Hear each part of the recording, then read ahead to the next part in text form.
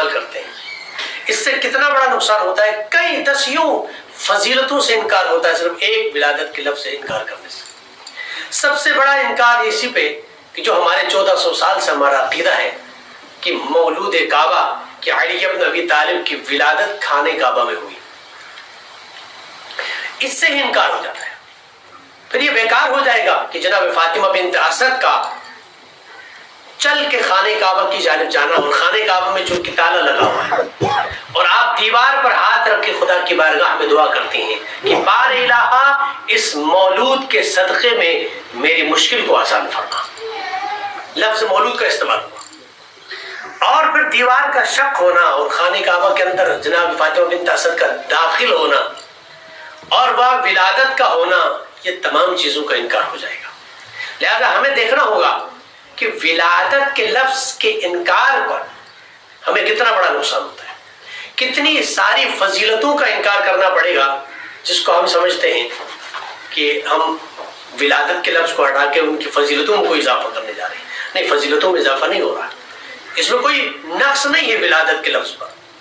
لہٰذا ہمیں اس کے انکار یعنی ولادت کے انکار سے مولود کعبہ کا جو لفظ ہم استعمال کرتے ہیں کہ علی کی ولادت خانہ کعبہ میں، اس کا انکار کرنا پڑے گا اور وہ سب بیکار ہو جائے گا کہ فاطمہ بنت اسد کا اپنے گھر سے نکل کے خانہ کعبہ کی جانب جانا۔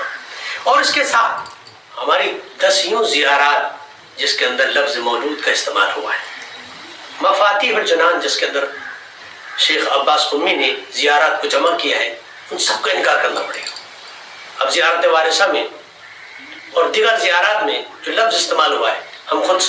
جب پڑھتے ہیں کہ بسم اللہ الرحمن الرحیم اشہد انک کنت نورا فی الاسلام الشامخہ والارحام المطہرہ، اس کا بھی انکار کرنا پڑے گا کہ میں گواہی دیتا ہوں کہ آپ کا نور ائمہ اطہار علیہ السلام کا نور اسلام الشامخہ ارحام المطہرہ، تو یہ سلبوں کا بھی انکار کرنا پڑے گا کہ سلبوں سے گزر کے آیا ہے۔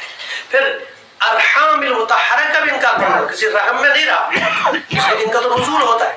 تو نزول ہونے والے کا ظہور ہونے والے کا پھر رحم سے کیا تعلق، صلب سے کیا تعلق۔ لہذا ہمیں ان تمام زیارات کا بھی انکار کرنا پڑے گا۔ اور چونکہ لفظ ظہور مختص ہے امام زمان عجل اللہ تعالی فرج الشریف کے لیے، اور یہ امام زمانہ کے لیے مخصوص ہے، پھر امام زمانہ کے لیے جو لفظ مخصوص ہے ظہور کا، اس کی تخصیص ختم ہو جائے گی۔ اور اس سے بڑھ کر ہمیں ایک بہت بڑا واقعہ جس کو ہم اپنے عقیدہ سمجھ کر پیش کرتے ہیں، جس کی وجہ سے بہت ساری باتیں، بہت ساری چیزیں جو معاشرے کے اندر ہم لے کے آتے ہیں، اور بالخصوص جناب فاطمہ زہرا سلام اللہ علیہا کے دروازے کو آگ لگانا اور پھر دروازے کو گرانے کی وجہ سے جناب محسن کی شہادت، اگر ان کا نزول ہوتا ہے، ظہور ہوتا ہے، تو پھر ہمیں اس کا انکار کرنا پڑے گا کہ جناب فاطمہ زہرا سلام اللہ علیہا کے بطن مبارک میں تو کوئی محسن نام کا کوئی نہیں تھا، لیکن ان کا تو نزول ہوتا ہے، تو بطن میں کیا ہے؟ تو جناب سیدہ کے بطن مبارک میں جناب محسن کا شہید ہونا، اس کا انکار۔ اور بالخصوص چونکہ ہمیں قرآن سے بھی دلائل دینے ہوں گے، آیا قرآن میں بھی ائمہ اطہار یا معصومین جو انبیاء کرام ہیں، ان کے لیے کیا ظہور کا لفظ استعمال ہوا ہے یا ان کے لیے بھی ولادت کا لفظ استعمال ہوا ہے؟ ہم قرآن کی جانب اب نگاہ کرتے ہیں تو سورہ مریم کے اندر آیت نمبر 31 میں ارشاد رب کائنات کہ اس کلام کے اندر لفظ ولادت معصومین علیہ السلام کے لیے، انبیاء کرام کے لیے استعمال ہوا ہے، جس میں سورہ مریم کے اندر ارشاد ہوتا ہے، جناب عیسیٰ علیہ السلام فرماتے ہیں وَسَلَامٌ عَلَى يَوْمَ وُلِدتُّ وَيَوْمَ عَمُودُ۔ خود حضرت عیسیٰ علیہ السلام اپنے ولادت کے دن پر سلام بھیجتے ہیں کہ سلام ہو میرے اس دن پر جس دن میری ولادت ہوئی۔ تو ولدتُ کا لفظ استعمال ہوا ہے قرآن میں، اور دیگر انبیاء کے لیے بھی لفظ ولادت کا استعمال ہوا، تو اس سے بھی ہمیں انکار کرنا پڑے گا۔ اور ہماری جو مستند کتابیں ہیں، بالخصوص اصول کافی جلد نمبر 2 میں ایک پورا چیپٹر اسی عنوان سے ہے کہ باب موالید الائمہ علیہ السلام، ایک چیپٹر جس کا نام ہے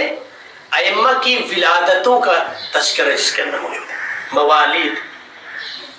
اور اس کے بعد الدمعۃ الثاقبہ کتاب جلد نمبر 2 جس میں فطرس کا واقعہ ہے، یہ آپ کو لا کے امام حسین کے گہوارے سے مس کیا گیا. تو وہاں پر بھی اللہ کے نبی صلی اللہ علیہ وسلم فرماتے ہیں کہ بار الہ اس مولود کے صدقے میں، یعنی امام حسین کے لیے مولود لفظ ولادت کا استعمال کیا. اور بحار الانوار ایک معروف کتاب ہے اہل تشیع کی، اس کی جلد نمبر 25 میں بھی ایک چیپٹر اسی عنوان سے ہے، احوال ولادتہم علیہم الصلوۃ والسلام، کی ائمہ اطہار علیہ السلام کی ولادتوں کا تذکرہ ہے. اور علل الشرائع جس کے اندر پیغمبر اسلام کے لیے ولادت کا لفظ استعمال ہوا ہے. اعمالی شیخ الطوسی کے اندر بھی علی بن ابی طالب کی ولادت کا لفظ استعمال ہوا ہے. لہٰذا ہمیں ان چیزوں سے انکار نہیں کرنا چاہیے، اور یہ الفاظ معمولی نہیں ہیں کہ ہم اپنے آپ جو ہماری فہم میں جو چیز آ گئی، ضروری نہیں کہ وہ شریعت بھی اسی کا حکم دیتی ہو کہ لفظ ولادت کی جگہ میں ظہور کا اور نزول کا لفظ استعمال کرے. تو ہمیں کئی چیزوں کا انکار کرنا پڑے گا. ہمیں پھر آہستہ سے اپنی کتابوں کا انکار کرنا پڑے گا، یہ مستند کتابیں، پھر تمام زیارات کا انکار کرنا پڑے گا، پھر بالخصوص مولود کعبہ کا انکار کرنا پڑے گا. لہٰذا اس چیز پہ غور کرنا ہوگا، اس میسج کو زیادہ سے زیادہ لوگوں تک پہنچانا ہوگا، یہ ہماری ذمہ داری ہے. چونکہ یہ ایشو ابھی اٹھا ہے، ابھی اس میں شدت نہیں آئی ہے، لہٰذا بہت آسانی کے ساتھ اس کو ختم کیا جا سکتا ہے. اور خود جناب سیدہ فاطمہ زہرا سلام اللہ علیہ بطن مبارکہ حضرت خدیجۃ الکبریٰ میں بیٹھ وہاں سے گفتگو فرماتی تھی. رسول خدا صلی اللہ علیہ وسلم نے فرمایا کہ خدیجہ تم تنہائی میں باتیں کرتی ہو، کس سے باتیں کرتی ہو؟ تو جناب خدیجہ فرماتی تھی کہ میں اپنے بطن میں موجود اس مولود جس کی ولادت ہونی ہے اس بچے سے گفتگو کرتی ہوں. جناب فاطمہ زہرا بطن مبارکہ میں بیٹھ کر اپنی والدہ گرامی سے، چونکہ سب تمام خواتین نے بائیکاٹ کیا تھا، تو گفتگو فرماتی تھی. ان تمام چیزوں کا انکار کرنا پڑے گا. لہٰذا ہمیں اس پر سوچ کر غور و فکر کرنا ہوگا، اور اس طرح کی سازشوں کو، ناپاک سازشوں کو شدت سے ختم کرنا ہوگا.